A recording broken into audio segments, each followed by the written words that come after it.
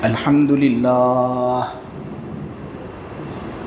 لله نحمده ونستعينه ونستغفره ونؤمن به ونتوكل عليه ونعوذ بالله من شرور أنفسنا ومن سيئات أعمالنا من يهده الله فلا مضل له ومن يضلله فلا هادي له ونشهد أن لا إله إلا الله وحده لا شريك له ونشهد أن سيدنا ومولانا وحبيبنا محمدا عبده ورسوله الحمد لله وكفى والصلاة والسلام على رسوله المصطفى وعلى عباده الذين ارتضى ومن بهداهم اهتدى وبآثار أهل المدينة اكتفى أعوذ بالله من الشيطان الرجيم بسم الله الرحمن الرحيم حتى إذا رأوا ما يوعدون فسيعلمون من أضعف ناصرا وأقل عددا قل إن أدري أقريب ما توعدون أم يجعل له ربي أمدا عالم الغيب فلا يظهر على غيبه أحدا إلا من ارتضى من رسول فإنه يسلك من بين يديه ومن خلفه رصدا ليعلم أن قد أبلغوا رسالات ربهم وأحاط بما لديهم وأحصى كل شيء عددا. یہ لوگ اللہ تبارک و تعالیٰ کی نافرمانی کرتے رہیں گے، شرک کے اندر اپنی زندگی گزارتے رہیں گے، یہاں تک کہ جب وہ دیکھ لیں اس چیز کو جس کا ان سے وعدہ کیا جا رہا ہے. ان قریب اس وقت ان کو پتہ چل جائے گا کہ کس کے مددگار کمزور اور کون باعتبار تعداد کے کم ہیں. اے نبی آپ ان سے کہہ دو مجھے معلوم نہیں کہ کیا قریب ہے وہ چیز جس کا تم سے وعدہ کیا جا رہا ہے، یا یہ کہ میرے پروردگار نے اس کے لیے ایک لمبی مدت طے کر رکھی ہے. اے نبی آپ کہہ دو ان لوگوں سے کہ مجھے معلوم نہیں کہ کیا قریب ہے وہ چیز جس کا تم سے وعدہ کیا جا رہا ہے، یا میرا پروردگار اس کے لیے ایک لمبی مدت طے کر رہا ہے. اللہ ہی تمام پوشیدہ باتوں کا جاننے والا ہے، وہ اپنی پوشیدہ باتوں پر کسی کو اطلاع نہیں دیتا. ہاں اس رسول کی بات الگ ہے جس کو اس نے اس کام کے لیے چن لیا ہو، وہ اس کو غیبی باتیں بتاتا ہے اور یقیناً وہ اس کے آگے اور اس کے پیچھے کچھ محافظ لگا دیتا ہے. یہ سب اس لیے تاکہ اللہ جان لے کہ پیغمبروں نے پہنچا دیا ہے اپنے رب کے پیغام کو. یہ سب اس لیے تاکہ اللہ تبارک و تعالی جان دے کہ پیغمبروں نے اپنے رب کے پیغامات پہنچا دیے اور اللہ تبارک و تعالی ان کے احوال کا احاطہ کیے ہوئے اور ہر چیز کی گنتی اس نے اچھی طریقے سے محفوظ کر لی ہے.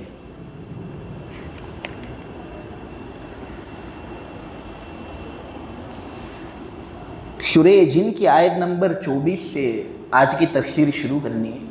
اس کے اندر یہ بات بتائی گئی ہے کہ دیکھو لوگ گناہوں کے اندر ملوث رہیں گے اور اللہ تبارک و تعالیٰ کی نافرمانی کرتے رہیں گے، لیکن یہ نافرمانی بھی ایک وقت محدود تک کے لیے ہے.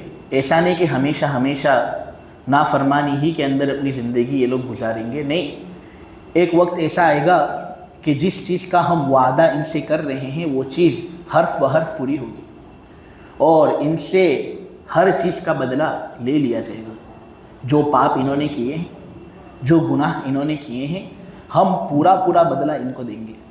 اللہ تبارک و تعالیٰ یہی دھمکی اس آیت کے اندر دے رہا ہے کہ دیکھو یہ لوگ نافرمانی کرتے رہیں گے، لیکن یہ اس وقت تک ہے جب تک کہ وہ نہیں دیکھتے اس چیز کو جس کا وعدہ ان سے کیا جا رہا ہے۔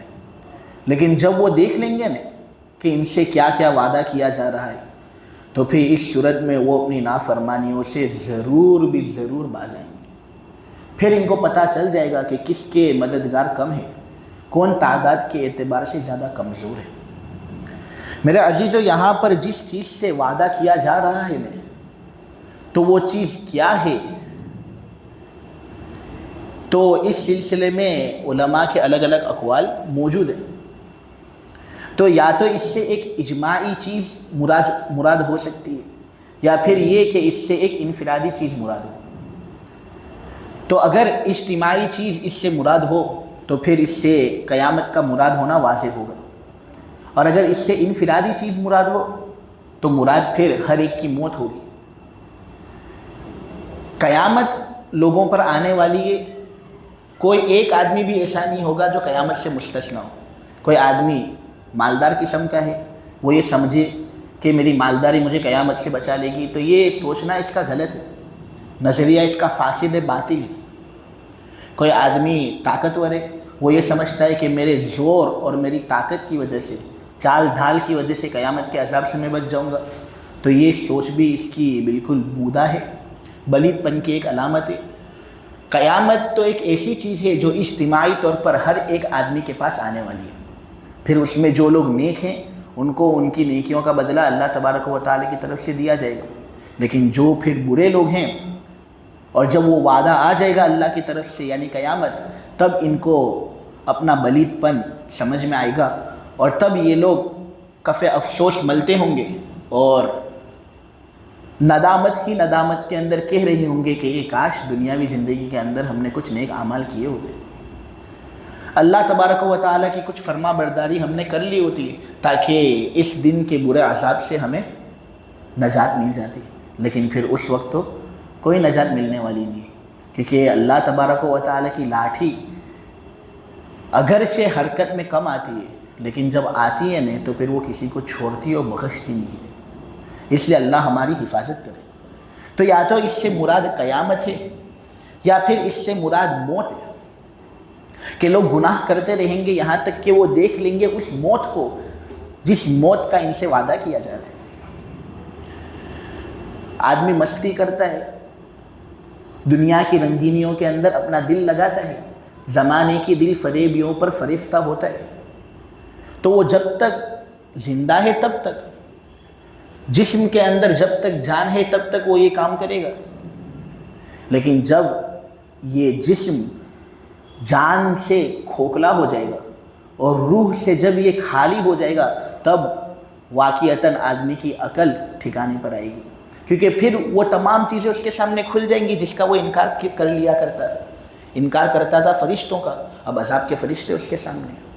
انکار کرتا تھا حیات قبر کا، حیات قبر اس کے سامنے واضح ہے۔ منکر نکیر کا وہ انکار کرتا تھا، لیکن منکر نکیر تو عذاب دینے کے لیے ابھی تیار۔ دوزخ کا انکار، جنت کا انکار، دونوں چیزیں سامنے۔ قبر کے اندر ایک طرف دیکھو تو جنت کا منظر اگر آدمی نیک ہو، نہ اگر ایک طرف دیکھو تو دوزخ کا منظر اگر آدمی برا ہو۔ آدمی اگر بری حرکتیں کرے گا تو اس کی جو قبر ہے وہ دوزخ کا ایک گھرا بن کر رہ جائے گی، اور پھر آدمی واقعتاً ندامت کے اندر آئے گا اور کہے گا یہ کاش میں نے اپنی زندگی کے اندر کچھ نیک اعمال کیے ہوتے، کاش کچھ نمازیں میں بھی پڑھ لیتا، کاش کچھ قرآن کی تلاوت میں بھی کر لیتا، کاش دین کے کچھ کاموں کے اندر میں بھی اپنے آپ کو مصروف رکھتا۔ اللہ اس آیت کے اندر یہی بات کہہ رہے ہیں۔ دیکھو یہ سورہ مریم کی آیت نمبر 73 ہے، 73 نمبر کی آیت ہے۔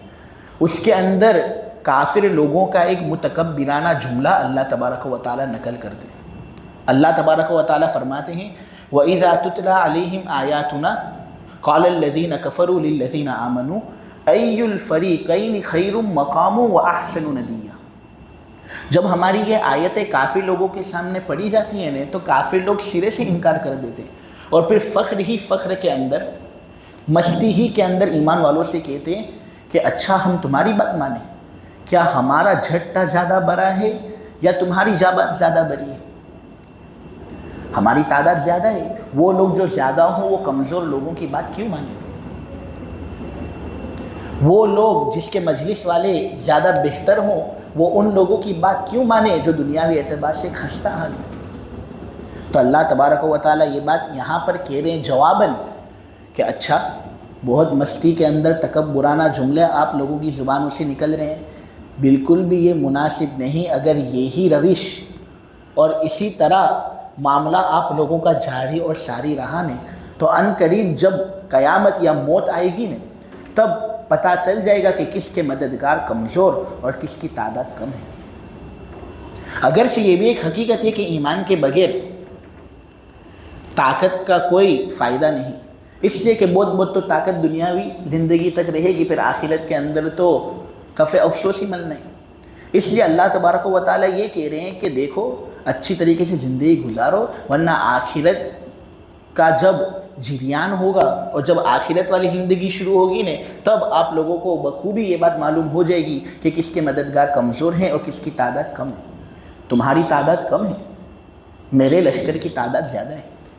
تمہارے مددگار کمزور ہیں اور میرے حکم کے تحت جو فرشتے کام کرتے ہیں ان کی طاقت تو بہت اونچی ہے۔ اس سے عقل اور سمجھداری یہی ہے کہ میری باتوں کو مانا جائے، میرے رسول کی باتوں کو مانا جائے اور ہماری باتوں سے انحراف اور انکار بالکل نہ کیا جائے۔ پھر نبی کریم صلی اللہ علیہ وسلم کو اللہ تبارک و تعالیٰ کی طرف سے یہ حکم دیا جاتا ہے کہ اے نبی آپ ان سے کہہ دو کہ مجھے معلوم نہیں کہ کیا قریب ہے وہ چیز جس کا تم سے وعدہ کیا جا رہا ہے، یا میرا پروردگار اس کے لیے ایک لمبی مدت طے کر رہا ہے۔ اب وہ چیز جس کا وعدہ کیا جا رہا ہے اس کے اندر میں نے آپ لوگوں کے سامنے دو قول بیان کیے، یا تو اس سے مراد قیامت ہے یا پھر اس سے مراد موت ہے۔ تو جو بھی چیز ہو جس کا وعدہ اللہ تبارک و تعالیٰ کافر لوگوں سے کر رہے ہیں، تو وہ چیز کب ہوگی، اس کا وقت متعین کب ہوگا، حضور کو یہ بات بتائی جا رہی ہے اللہ کی طرف سے کہ تم ذرا ان کو کہہ دو کہ مجھے معلوم نہیں ہے۔ یہ بات تو ہے کہ اگر تم لوگ سزا کرو گے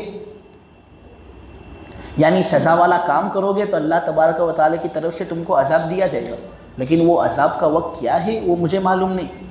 میں تو تمہاری طرح ایک انسان اور بشر ہوں، لہٰذا مجھے ایک انسان اور بشر ہی سمجھنا چاہیے۔ میں وہ علم اپنے پاس نہیں رکھتا جو علم اللہ تبارک و تعالیٰ کے ساتھ خاص ہے۔ تو اے نبی آپ ان سے کہہ دو کہ مجھے معلوم نہیں کہ کیا قریب ہے وہ چیز جس کا تم سے وعدہ کیا جا رہا ہے، یا میرا پروردگار اس کے لیے ایک لمبی مدت طے کر رہا ہے۔ اللہ ہی تمام پوشیدہ باتوں کا جاننے والا ہے۔ بہت سے لوگ غلط عقیدے لیے ہوئے ہیں۔ میرے عزیز و بریلوی حضرات، نبی کریم صلی اللہ علیہ وسلم کے بارے میں یہ بات کہتے ہیں کہ دنیا کی ابتدا سے لے کر اختتام تک، دنیا کی ابتدا سے لے کر اختتام تک نبی کریم صلی اللہ علیہ وسلم کو تمام علوم حاصل۔ حالانکہ یہ تو قرآن کی اس آیت کی کھلم کھلا خلاف ورزی ہے۔ یہاں پر جو غیب پر الف لام لگا ہے، مفسرین کا کہنا یہ ہے کہ یہ الف لام استغراقی ہے۔ اس کا مطلب یہ کہ غیب کی باتوں کا جاننے والا فقط اللہ ہی ہے۔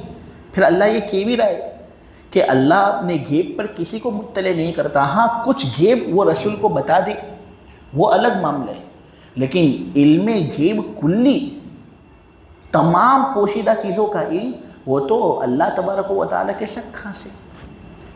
حضور کو کچھ مغیبات کا علم دیا گیا تھا، لیکن تمام چیزوں کا علم حضور کو اسی طرح حاصل ہے جس طرح اللہ تبارک و تعالیٰ کو حاصل ہے۔ تو یہ تو بالکل عقیدہ صحیح نہیں۔ ان کی مختلف کتابوں کے اندر اس کا تذکرہ ہے۔ سورہ انعام کی آیت نمبر 50 کو اگر ہم دیکھیں تو اس کے اندر اللہ تبارک و تعالیٰ نے واضح طور پر یہ بات کہی ہے، قُلْ لَا أَقُولُ لَكُمْ عِنْدِي خَزَائِنُ اللَّهِ وَلَا أَعْلَمُ الْغَيْبَ۔ اللہ کہہ رہے ہیں کہ اے نبی جی ان سے کہہ دو تم کہ میں زمین کے خزانوں سے واقف نہیں، وَلَا أَعْلَمُ الْغَيْبَ، اور میں غیب کو جانتا نہیں۔ اب حضور یہاں اس قرآن کی آیت کے اندر یہ کہہ رہے ہیں کہ میں غیب کی باتوں کو جانتا نہیں، اور یہ لوگ ایک ہی بات پر اڑے رہے ہیں کہ حضور کو بھی غیب کا علم حاصل ہے۔ یہ تو تم حضور کو انسان کی حد سے نکال کر خدائی درجہ دے رہے ہو۔ اللہ نہ کرے اس پر سخت سے سخت عذاب ہوگا۔ یہ تو شرک ہے اللہ کے ساتھ، اور یہ بالکل مناسب نہیں۔ اللہ ہر گناہ کو معاف کرتا ہے، لیکن شرک کو اللہ معاف نہیں کرتا۔ یہ بات سورہ نساء کی آیت نمبر 48 کے اندر ہے، ان اللہ لا یغفر ان یشرک بہ ویغفر ما دون ذلک لمن یشاء۔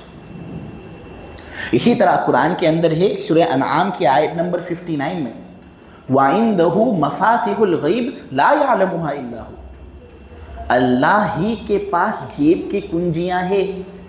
غیب کا علم اور ان چیزوں کا علم جو انسانی حواس سے بالا تر ہے، وہ اللہ ہی کے ساتھ خاص ہے۔ اللہ کے علاوہ کوئی اس کو نہیں جانتا ہے۔ دیکھو یہ قرآن کی آیت ہے۔ اسی طرح قرآن کے اندر ہے سورہ نمل کی آیت نمبر 65 میں، سورہ نمل کی آیت نمبر 65 کے اندر اللہ تبارک و تعالیٰ کا ارشاد ہے، قُلْ لَا يَعْلَمُ مَنْ فِي السَّمَاوَاتِ وَالْأَرْضِ الْغَيْبَ إِلَّا اللَّهُ، آسمان اور زمین میں غیب کی باتوں کو اللہ کے علاوہ کوئی نہیں جانتا۔ معلوم ہوا غیب اللہ تبارک و تعالیٰ کے ساتھ خاص ہے۔ غیب کس کو کہتے ہیں؟ غیب کا ڈیفینیشن اور تعریف علماء نے بیان کی ہے۔ غیب کہتے ہیں ما غاب عن الحواس و بداحت العقل، یعنی وہ چیز جو انسان کے حواس سے بالا تر ہو اور عقل کی گرفت سے باہر ہو، اس کو کہتے ہیں غیب۔ یعنی بہت سی چیزیں انسان دیکھ سکتا ہے، سن سکتا ہے، چھو سکتا ہے، چکھ سکتا ہے، یہ سب چیزیں حواس کے اندر آتی ہیں، لیکن کچھ چیزیں ایسی ہیں جن کو انسان دیکھتا نہیں، اس کو وہ سن نہیں سکتا، ان کو وہ چھو نہیں سکتا، ان کو وہ چکھ نہیں سکتا، عقل کے اندر وہ چیزیں آتی نہیں ہیں، اس کو کہتے ہیں غیب۔ اب یہ اللہ کے ساتھ خاص ہے۔ اللہ یہاں پر یہ کہہ رہے ہیں عالم الغیب، اللہ ہی غیب کی باتوں کو جاننے والا ہے۔ وہ چیزیں جو تمہیں معلوم نہیں، اللہ کو ہر چیز اچھی طریقے سے معلوم ہے۔ اس صفت میں حضور کو شریک کرنا کہ حضور کو بھی سب چیزیں معلوم ہے، تو یہ غلط عقیدہ ہے۔ علماء دیوبند اور اہل سنت والجماعت کا یہ عقیدہ نہیں، یہ گمراہ عقیدہ ہے۔ جو آدمی نبی کریم صلی اللہ علیہ وسلم کی سیرت سے ادنا واقفیت رکھتا ہوگا نا میرے عزیزو، وہ بخوبی جان لے گا یہ کہ حضور کو غیب کا علم حاصل نہیں تھا۔ مثلا میں آپ لوگوں کے سامنے چند مثالیں پیش کروں۔ ایک روایت ہے، صحیح بخاری کی روایت ہے، بالکل صحیح روایت ہے، اور جتنی بھی میں روایت ابھی میں پیش کروں گا سب صحیح بخاری کے اندر ہے، آپ دیکھ بھی سکتے ہو بخاری اٹھا کر۔ تو بخاری کے اندر یہ بات ہے کہ غزوہ بنو المستلق کے اندر حضرت عائشہ رضی اللہ تعالیٰ عنہ کا ہار گم ہو گیا تھا، یہ بات ہے۔ اب حضور کو بھی معلوم نہیں ہار کہاں ہے، حضرت عائشہ کو بھی معلوم نہیں ہار کہاں ہے، اور تمام صحابہ کو بھی معلوم نہیں کہ ہار کہاں گیا۔ کتنی سب تلاشی لی گئی، اس کے بعد پتہ چلا کہ حضرت عائشہ کا جو گم شدہ ہار تھا وہ تو اونٹ کے نیچے تھا، جس اونٹ پر وہ سواری کر رہے تھے۔ اب اگر حضور کو غیب کا علم حاصل ہوتا تو کیا نبی کریم صلی اللہ علیہ وسلم بس اسی طرح بیٹھے لیتے اور صحابہ کے پاس یہ تفتیشی کام کرواتے؟ حضور فوراً کہہ دیتے کہ بھئی ہار اونٹ کے نیچے، لیکن حضور کو معلوم نہیں تھا یہ کہ ہار اونٹ کے نیچے۔ معلوم ہوا کہ غیب کا علم حضور کو کہاں سے حاصل ہے۔ یہ ایک مثال میں نے دی۔ اسی طرح دوسری مثال، یہ بھی بخاری کے اندر ہی، سب کو معلوم ہے کہ ہماری ماں حضرت عائشہ رضی اللہ تعالیٰ عنہ پر خبیث الباطن منافقوں نے تہمتیں لگائی، زنا کی تہمتیں لگائی، اور کہا ہے کہ نعوذ باللہ ہماری والدہ نے زنا کیا۔ اب یہ جب خبر حضور تک پہنچی نے تو حضور بھی شک میں پڑ گئے کہ کیا عائشہ نے ایسا کام کیا ہے یا نہیں کیا۔ ایک مہینے تک حضور مضطرب اور پریشان رہے کہ حضرت عائشہ کے ساتھ یہ کام ہوا یا نہیں ہوا۔ اب اس کی وضاحت تو سورہ نور کے اندر آئے گی، وہ انشاءاللہ جب آئے گی تب ہم واضح کریں گے کہ کیا ہوا تھا اصل میں۔ یہ غلط بات تھی اور غلط تہمت لگی تھی حضرت عائشہ پر۔ تو ایک مہینے تک حضور بالکل مضطرب رہے، حضور کو پتہ نہیں تھا کہ کیا ہو رہا ہے۔ حضرت عائشہ کے ساتھ کیا یہ تہمت کی نسبت صحیح ہے یا نہیں؟ پھر اس کے بعد اللہ نے حضور پر وحی ڈالی اور کہا کہ نہیں، یہ جو بہتان لگا رہے ہیں انہیں، یہ بالکل صحیح حرکت نہیں کر رہے، یہ تو جھوٹی بات ہے، عائشہ نے یہ کام نہیں کیا۔ پھر حضور نے حضرت عائشہ سے یہ بات کہی کہ واقعتاً تیری براءت تو اللہ نے کی۔ اب اگر حضور کو غیب کا علم حاصل ہوتا تو حضور فوراً پہلے دن ہی کہہ دیتے کہ بھائی یہ صحیح نہیں ہے، یہ غلط ہے. لیکن حضور 1 مہینے تک پریشان رہے، یہ دلیل ہے کہ حضور کو غیب کا علم حاصل نہیں تھا. یہ صحیح بخاری کی روایت ہے. اسی طرح صحیح بخاری کے اندر ایک اور روایت ہے، بئر معونہ کا قصہ سب کو معلوم ہے. فضائل اعمال کے اندر بھی اس کی تعلیم کی ہی جاتی ہے کہ نبی کریم صلی اللہ علیہ وسلم کے پاس ایک آدمی آیا اور اس نے حضور سے درخواست کی تھی کہ اے اللہ کے نبی، ہم ایمان لے آنا چاہتے ہیں لیکن ہمیں کچھ واقفیت تو اسلام سے ہونی چاہیے نا، اس لیے دین کی تعلیم کرنے کے لیے ایک یا چند لوگوں کو ہمارے پاس بھیجو تاکہ وہ ہمیں دین کی باتیں سکھائے. تو ایک آدمی حضور کے پاس آیا تھا اور اس طرح اس نے درخواست کی تھی کہ ہم یہ آپ سے درخواست کرتے کہ چند لوگ آپ اگر ہمارے پاس بھیج دیتے جو ہمیں دین کی تعلیم دے تو یہ آپ کی بڑی نوازش ہوگی، دین اسلام سے ہمیں واقفیت ہو جائے گی. تو حضور نے کہا بہت اچھی بات ہے. 70 حفاظ کو نبی کریم صلی اللہ علیہ وسلم نے اس آدمی کے ساتھ بھیج دیا تھا تاکہ وہ دین کی تعلیم کریں، دین سکھائیں، لوگوں کو اچھی باتوں کی طرف بلائیں، بری باتوں سے روکیں. لیکن پھر ہوا یہ کہ وہ چند بدماش لوگ تھے، 70 صحابی حفاظ کو انہوں نے ایک وادی کے اندر بند کر دیا اور اس طرح سب کو قتل کر دیا. حضور پر اس کا بڑا سخت صدمہ ہوا کہ یار یہ لوگ تو اسلام قبول کرنے کے لیے میرے پاس آئے تھے اور ان کی مدد کرنے کے لیے، اسلام کی طرف رہنمائی کرنے کے لیے میں نے 70 حفاظ کو بھیجا تاکہ وہ دین کی تبلیغ کریں، دعوت و تبلیغ والا کام کریں، لیکن انہوں نے تو سب کو قتل کر دیا. حضور کو بڑا سخت صدمہ ہوا. اگر میرے عزیزو حضور کو غیب کا علم حاصل ہوتا تو حضور ان کو کیا بھیجتے؟ حضور ان کو بھیجتے ہی نہیں. یہ سب دلیلیں ہیں کہ حضور کو غیب کا علم حاصل نہیں تھا. حدیث کے اندر ہے، وہ بھی صحیح بخاری ہی کی حدیث ہے، کہ ایک مرتبہ ایک بچی نبی کریم صلی اللہ علیہ وسلم کے سامنے آ رہی تھی اور حضور کی تعریف کر رہی تھی، کچھ شعر شاعری کر رہی تھی اور کہہ رہی تھی وَفِينَا نَبِيٌّ يَعْلَمُ مَا فِي غَدٍ. وہ آ کر کہہ رہی تھی کہ ہمارے درمیان تو ایک نبی ہے، وہ ایسا نبی ہے جو کل کی باتوں کو بھی جانتے ہیں. حضور نے جب یہ بات سنی نے تو ایسا نہیں کہ بچی ہے چلو نے کوئی بھی چیز کہے اس کا کچھ اعتبار نہیں. حضور نے فوراً روکا اور ٹوکا اس بچی کو کہ بچی ایسا تو مت کیے، یہ نبی بھی انسان اور بشری ہے، یہ غیب کی باتیں نہیں جانتا، کل کیا ہونے والا ہے جس طرح تمہیں نہیں معلوم وہ مجھے نہیں معلوم. یہ بھی دلیل ہے اس بات کی کہ نبی کریم صلی اللہ علیہ وسلم کو غیب کا علم حاصل نہیں تھا. حوض کوثر کی روایت ہے، اس کے اندر یہ بات ہے کہ کچھ لوگ کل قیامت کے دن نبی کریم صلی اللہ علیہ وسلم کے حوض کوثر کے پاس جمع ہوں گے تاکہ ان کو بھی کچھ پانی میں سے حصہ ملے، ان کی بھی کچھ سیرابی ہو، اس لیے وہ جمع ہوں گے نبی کریم صلی اللہ علیہ وسلم کے حوض کے پاس. اب نبی کریم صلی اللہ علیہ وسلم ان کو آنے دیں گے کہ فرشتے پھر ان کو دھکا دیں گے اور باہر نکالیں گے.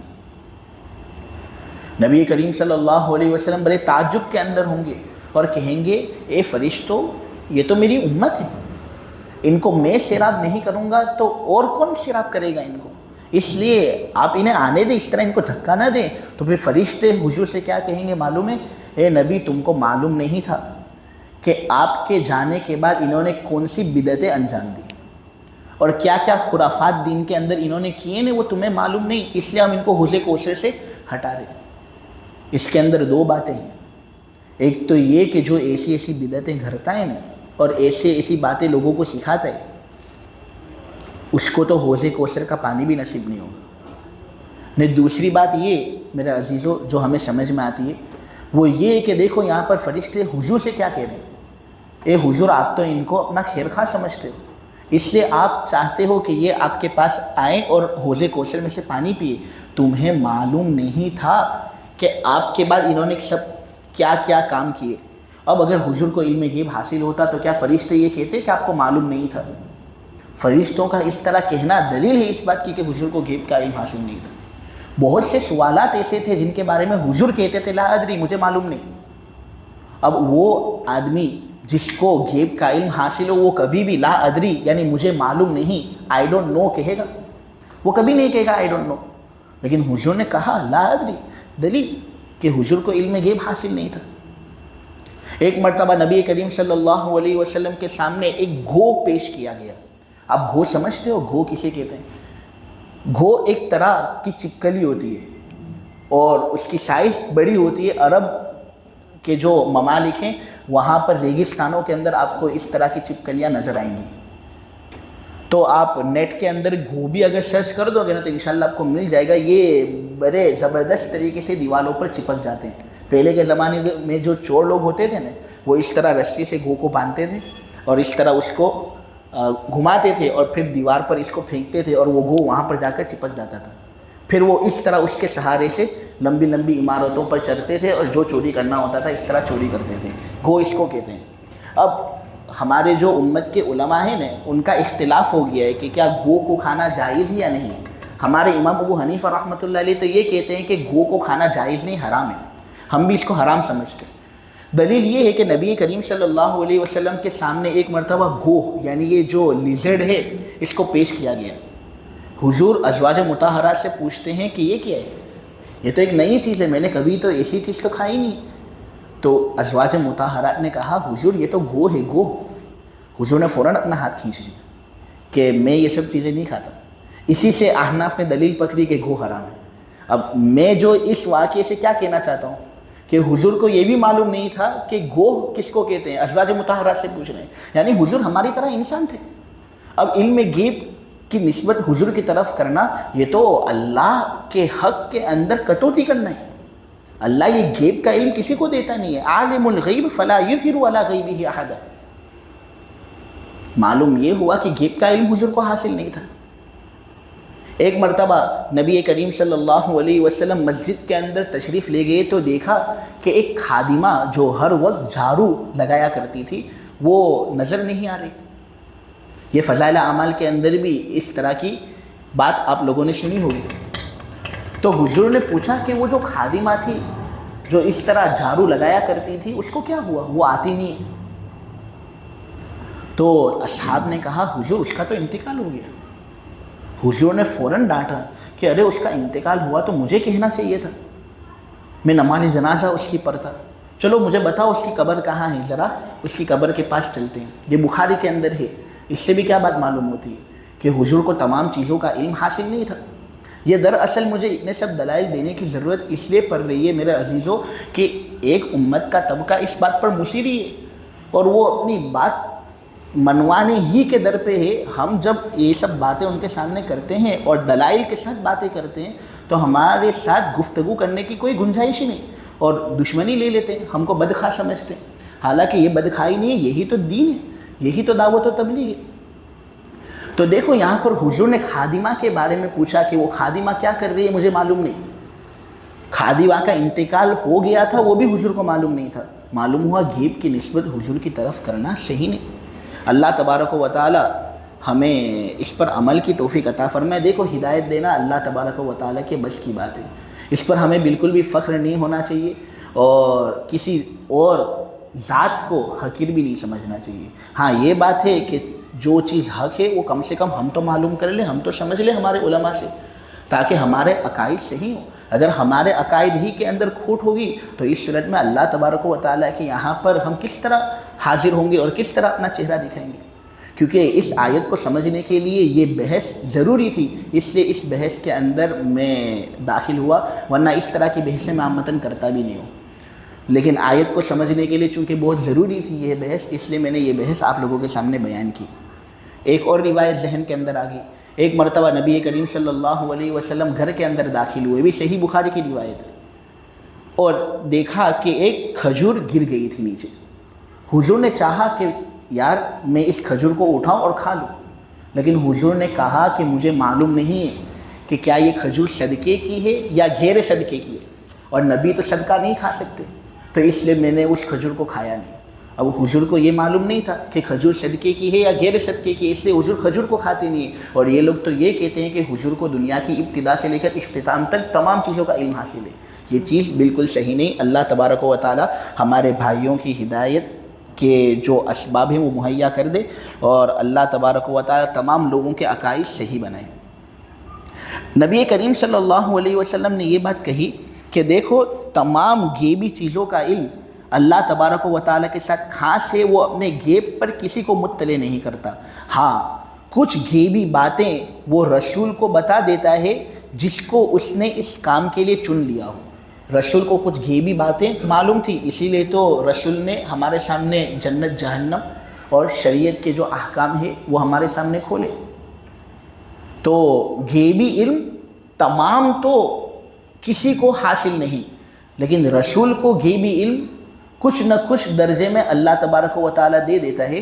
یہاں پر اس آیت کے اندر یہ بات بیان ہو رہی ہے۔ پھر اللہ تبارک و تعالیٰ یہ کہتے ہیں کہ یقیناً جب غیب کا علم اور وحی رسول پر اترتی ہے نا، جو وحی اللہ تبارک و تعالیٰ اپنی مشیت کے مطابق فرمانا چاہتا ہے، تو اللہ اس غیب کے علم کے آگے اور پیچھے اور اس نبی کے آگے اور پیچھے کچھ محافظ فرشتے لگا دیتے ہیں۔ وجہ اس کی یہ ہے تاکہ یہ جو میسج حضور کو پہنچ رہا ہے اس کے اندر شیطان کی کوئی ملاوٹ اور ناپاک اور خبیث الباطن جناتوں کی کوئی آمیزش نہیں ہونی چاہیے۔ اس لیے کہ اگر اللہ فرشتے نہیں لگاتا تو ہو سکتا ہے کہ کوئی جنات اس میسج کے اندر کوئی تبدیلی کر دے۔ تو اللہ یہاں پر یہ بات بتانا چاہ رہے ہیں کہ دیکھو ہم رسول کے آگے اور پیچھے اور وحی کے آگے اور پیچھے کچھ فرشتے لگا دیتے ہیں جو شیطان اور جناتوں سے اور دیگر چیزوں سے اس وحی کی حفاظت کرتے ہیں، اس نبی کی حفاظت کرتے ہیں، تاکہ اللہ تبارک و تعالیٰ کو یہ بات بالکل اچھے طریقے سے معلوم ہو جائے کہ رسول نے سیدھی سچی بات اللہ کی لوگوں کے سامنے بیان کر دی۔ اور دیکھو ویسے تو اللہ تبارک و تعالیٰ تمام احوال کا احاطہ کیے ہوئے اور ہر چیز کو گن کر اس نے محفوظ کر لیا ہے۔ وہی کے اندر اگر کچھ کٹوتی ہوتی ہے اور نبی جو میسج پہنچا رہا ہے اگر اس کے اندر کوئی کمی بیشی ہوتی ہے یا تو نبی کی جانب سے یا کسی جنات کی جانب سے، کسی شیطان کی جانب سے، تو اللہ کو سب معلوم ہے۔ اللہ تبارک و تعالیٰ فوراً اس وحی کو ختم کر سکتا ہے، لیکن اللہ نے اس وحی کو برقرار رکھا اور قرآن کو ہمارے سامنے مستقل رکھا۔ معلوم ہوا کہ اس قرآن کے اندر شیطان کی کوئی ملاوٹ نہیں۔ حضور پر جس طرح یہ کلام اترا حضور نے بھی نہیں یہ کلام ہم تک پہنچایا، اس سے قرآن کے معاملے کے اندر کسی کو بھی کوئی شک نہیں ہونا چاہیے۔ میرا عزیزو، یہ سورہ جن کی جو تفسیر ہے وہ اللہ تبارک و تعالیٰ کے فضل و کرم سے مکمل ہوئی۔ آخر کے اندر ایک بات میں کہہ دوں جو آج کے سبق سے ہمیں سمجھ میں آتا ہے، وہ یہ ہے کہ یہاں پر اللہ تبارک و تعالیٰ نے یہ بات کہی کہ دیکھو گناہوں سے بچنے کے لیے،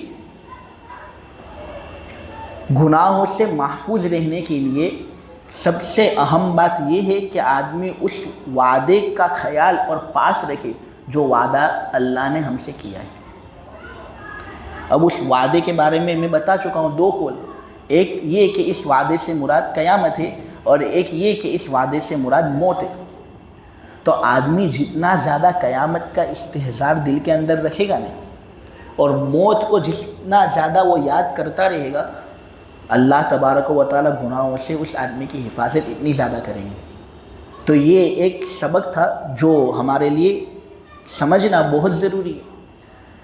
ابن ماجہ کی روایت ہے، حضرت عبداللہ ابن عمر رضی اللہ تعالیٰ عنہما یہ روایت بیان کرتے کہ ایک انصاری شخص نبی کریم صلی اللہ علیہ وسلم کے پاس آیا اور اس نے حضور سے پوچھا، من اکیس الناس و احزم الناس، اے اللہ کے رسول سب سے زیادہ ہوشیار اور ذہین اور محتاط آدمی اس دنیا کے اندر کون؟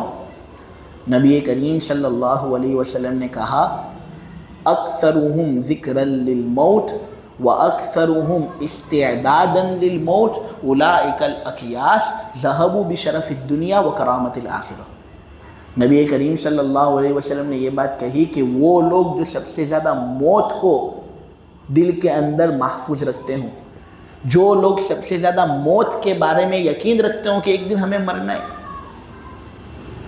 وہ لوگ سب سے زیادہ ذہین لوگ ہوں گے، انہوں نے دنیا کی تمام عزتیں اپنے لیے حاصل کر لی۔ ایک مرتبہ نبی کریم صلی اللہ علیہ وسلم نے دیکھا کہ کچھ لوگ کھل کھلا کر ہنس رہے ہیں، حضور نماز پڑھانے کے لیے آئے تھے، اور یہ بات ترمذی کے اندر موجود ہے۔ حضرت ابو سعید خدری رضی اللہ تعالیٰ عنہ یہ روایت بیان کرتے ہیں۔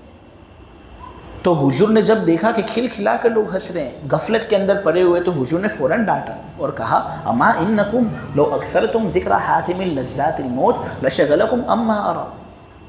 حضور نے کہا، سنو، توجہ دو، یقیناً اگر تم کثرت سے لذتوں کو توڑنے والی موت کو یاد کرتے نا، تو وہ یاد کرنا ہی تم کو یہ سب غافل حرکتوں سے بچا کر رکھ دیتا۔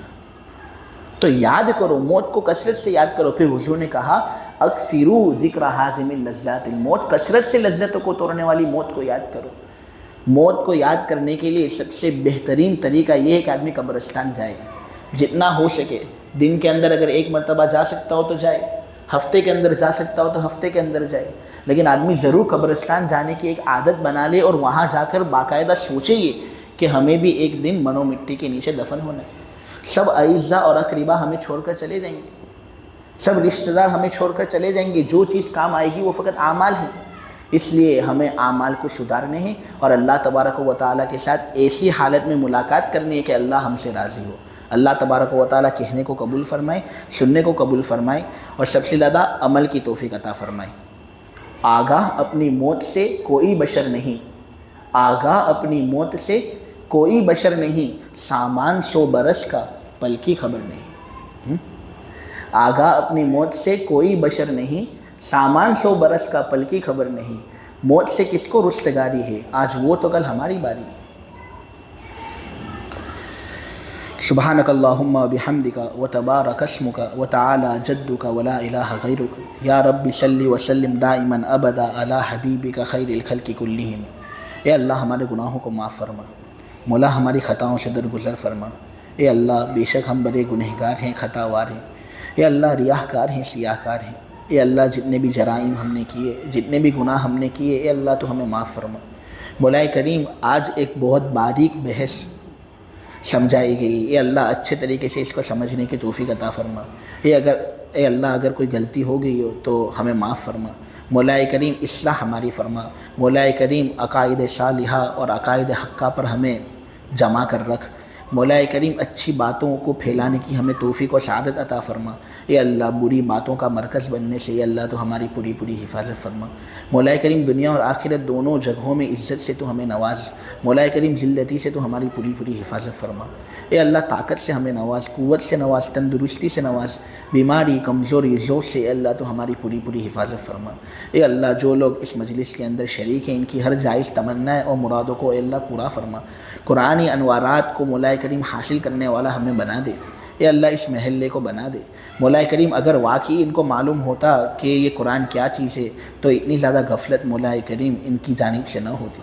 مولا کریم اس جو عمل جو جاری اور ساری ہے اس کو تو خوب قبول فرما اور ہمارے دلوں کو قرآنی انوارات سے منور فرما دے، اور اے اللہ اس کو تو خوب قبول فرما۔ اور اے اللہ ہم تیرا شکریہ ادا کرتے ہیں کہ فلسطین کے اندر تو نے جنگ بندی کروا دی ہے۔ اے اللہ اس جنگ بندی کے سلسلے کو اب تو زیادہ دیر تک رکھنا، اور مولا کریم اسرائیلی لوگ جو ظالم بنے بیٹھے ہیں اے اللہ ان کے ظلم سے تو ہماری پوری پوری حفاظت فرما، خصوصاً اہل فلسطین کی بھی تو پوری پوری حفاظت فرما۔ وصلی اللہ تعالی علی خیر خلقہ محمد وعلی آلہ وصحبہ اجمعین برحمتک یا ارحم الراحمین۔